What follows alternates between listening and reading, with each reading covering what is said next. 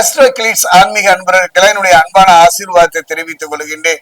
மனித வாழ்வை பொறுத்த வரைக்கும் ஏற்றமும் இறக்கமும் மேடும் பள்ளமும் நிறைந்த ஒரு காலகட்டம். அப்படிப்பட்ட ஒரு சூழ்நிலையில இந்த மனித மனம் இறைவன் சார்ந்த ஜோதிடத்தை நாடுகின்றது.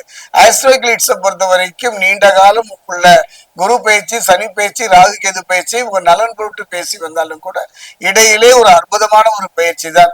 மற்ற 3 பயிற்சிகளும் தர முடியாத ஒரு யோக பலனையும் சரி, வாழ்வியல்ல ஏற்படக்கூடிய சறுக்கல் இருந்து மீளுவதற்கான ஒரு பயிற்சி தான் செவ்வாய் பயிற்சி. புரிந்து கொள்கின்ற ஒரு காரகத்தன்மை மட்டுமல்ல, பூமிகாரகன் மட்டுமல்ல, ரத்தகாரகன் மட்டுமல்ல, அதிகாரம் படைத்த துறையில் அமர்த்தி அழகு பார்க்கின்ற ஒரு கிரகமும் செவ்வாய் தான். அந்த செவ்வாயை பொறுத்த வரைக்கும் விருச்சிகத்திலிருந்து தனுசுக்கு மாறுகின்றார்கள்.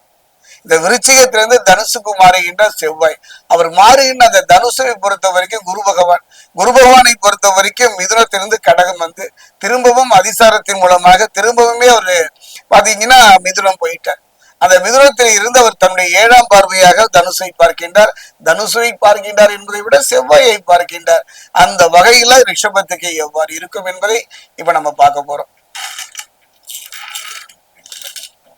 ரிஷபராசி இருக்கக்கூடிய கிருத்திகை 2, 3, 4. ரிஷபராசியில் இருக்கக்கூடிய ரோகிணி,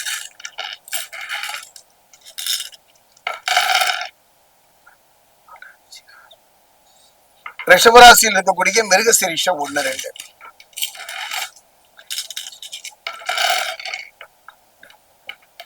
ரிஷபராசி அன்பர்களே, ஒரு அற்புதமான ஒரு யோக காலம் என்றே சொல்வேன். ஒரு கிரகம், அதாவது செவ்வாய் பயிற்சியை மட்டும் நாம் சொல்லிவிட முடியாது. இந்த செவ்வாய் பயிற்சியில மற்ற கிரகங்களுடைய இருப்பும் நமக்கு நற்பலனை தானே தரும்.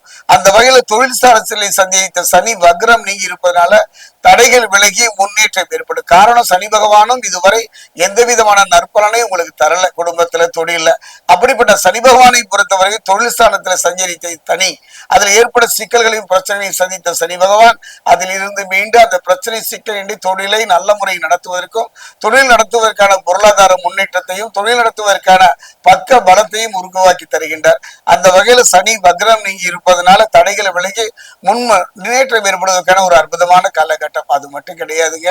இந்த செவ்வாய் பயிற்சியை பொறுத்தவரை தன பஞ்சமாதிபதி என்று சொல்லக்கூடிய புதன், பொன் கிடைத்தாலும் புதன் கிடைக்காது என்பார்கள். அந்த வகையில புதன் 7ஆம் இடத்தில் அமர்ந்து புத ஆதித்ய யோகத்தை ஏற்படுத்துகின்றார். அற்புதம் என்றே சொல்வேன். அது மட்டுமல்ல, இந்த புதன் ஆதித்ய யோகம் மட்டுமல்ல, சனி ராசிக்கு 11ஆம் இடமான லாபஸ்தானத்தில யோக நிலைகளை வாரி வழங்குவார்.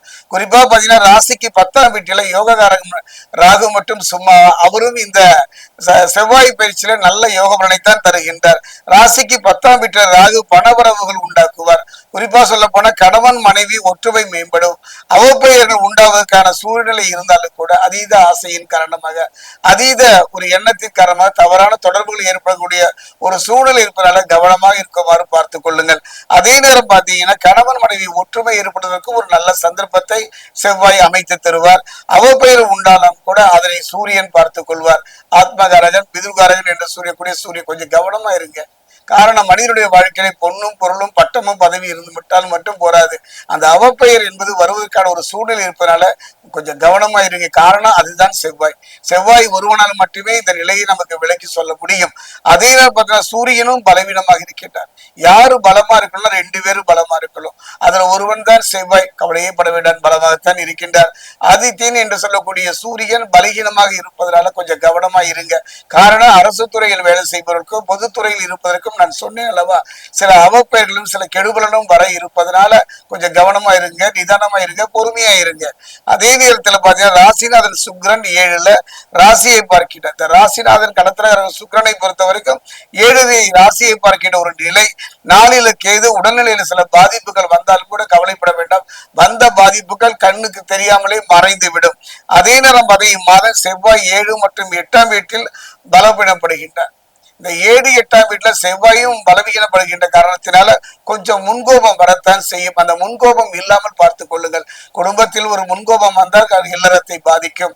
வேலை செய்கின்ற இடத்தில் முன்கோபம் வந்தால் சில பாதிப்புகளை ஏற்படுத்தும். கவனமாக நிதானமாக இருந்து விட்டாலே இந்த செவ்வாய் பயிற்சி ரிஷப ராசிக்கு அற்புதமான யோக பலனை தரும்.